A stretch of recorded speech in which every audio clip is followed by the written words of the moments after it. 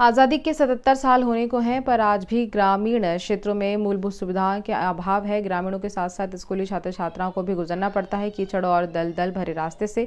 जी हां, हम बात कर रहे हैं सिवनी जिले के आदिवासी बाहुल्य तहसील लखनादौन के अंतर्गत ग्राम मड़ी और ग्राम खमरिया गुजर चौराहे के मध्य 2 किलोमीटर के कीचड़ और दलदल भरे रास्ते की, जो 15 से 20 गांवों को जोड़ता है।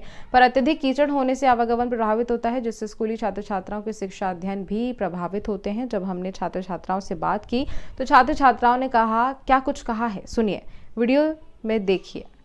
हम माननीय मुख्यमंत्री जी से विनम्र निवेदन करते हैं कि ये खमरिया चौराहे से मड़ी मार्ग को बनवाने का कष्ट करें, जिससे हम छात्राओं शाला आने जाने में आसानी हो। कीचड़ और दलदल भरे रास्ते से आने जाने में हमको बहुत परेशानियां होती हैं। अधिक कीचड़ और दलदल होने के कारण हम फिसल गिर जाते हैं, जिस वजह से हम स्कूल नहीं पहुंच पाते हैं।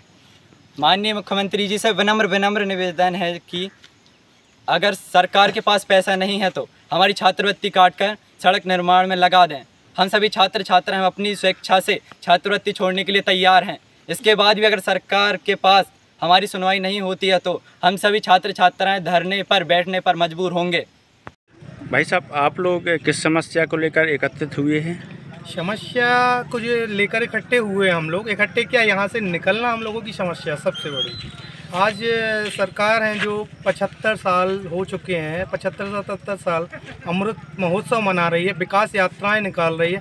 विकास यात्रा किस चीज़ की निकाल रही है हमें तो ये भी समझ में नहीं आता। हम लोग जहाँ खड़े हैं इस रोड से लगभग 18 से 20 गांव और निकलते हैं। इस रोड की इतनी बड़ी समस्या है, लगभग 15 से 20 साल से जब से होश संभाला तब से हम लोग ये देख रहे हैं इस रोड को। इस रोड में ना कोई सुधार होता है ना कुछ होता है। स्कूल, हायर सेकेंडरी स्कूल एक ही है, संकुल मड़ी, और लगभग वही 20 से 25 गांव के बच्चे जो हैं वो यहाँ मड़ी पढ़ने जाते हैं। आने जाने में समस्याएं होती हैं, गिरते फिरते जाते हैं। उनके भविष्य के साथ जो खिलवाड़ हो रहा है रोड ना बनने का, 2-2, 3-3 महीने बच्चे स्कूल नहीं जा पा रहे हैं। पिछली बार एक एक्सीडेंट के चलते एक बालिका के हाथ फ्रैक्चर हुआ था, एक बच्चे के सिर पे चोट आई थी।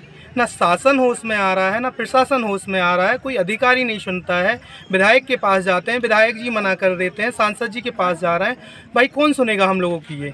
भाई आप लोग बताएं, कौन सुन रहा है? अपनी कोई नहीं सुन रहा है यहाँ पे। इस रोड की जो समस्या है ये बहुत बड़ी समस्या है। दोनों तरफ रोड है जो लगभग 1.5 से 1.25-2 किलोमीटर का ये पैंच बचा हुआ है। इसके बारे में ना किसी नेता का ध्यान जाता है, ना किसी अधिकारी का ध्यान जाता है। कभी बात करो तो कहीं PWD, कहीं मुख्यमंत्री, कभी प्रधानमंत्री, यही सुनने मिलता है। और आश्वासन के नाम पे हम लोगों को कुछ नहीं आज तक। शासन से क्या अपील करना चाहते हैं? शासन से यही अपील है कि भाई इसकी तरफ भी आप विकास की बात करते हैं, आप धरातल पे आके तो देखें विकास हो कहाँ रहा है। पिछड़ा क्षेत्र कह के आके सिर्फ वोट के लिए अपनी राजनीतिक रोटियां सेंक लेते हैं।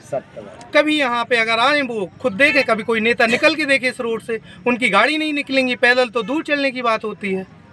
बहुत बड़ी समस्याएं हैं भैया। हम तो ये चाहते हैं कि शासन होश में आए, अधिकारियों को बोले भाई इस रोड का देखें, आप आके मुआयना करें कि है क्या समस्या, भाई क्यों नहीं बन पा रही रोड, क्या समस्या क्या है, आप बताएं। भाई साहब, आपका परिचय? मेरा नाम अजेंद्र सिंह पटेल है और मैं मढ़ी गांव का निवासी हूं। और जहां मैं रहता हूं वो इस रोड के बीचों बीच मेरा घर है और मैं लोगों को आते जाते देखता हूं, स्कूल के बच्चों को आते जाते देखता हूं।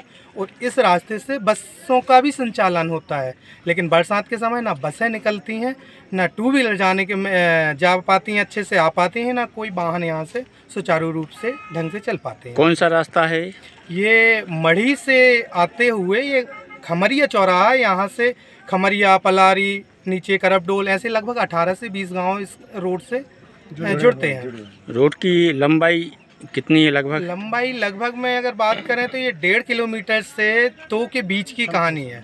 समथिंग लगभग में 2 किलोमीटर के अंदर की ये रोड है। Thank you.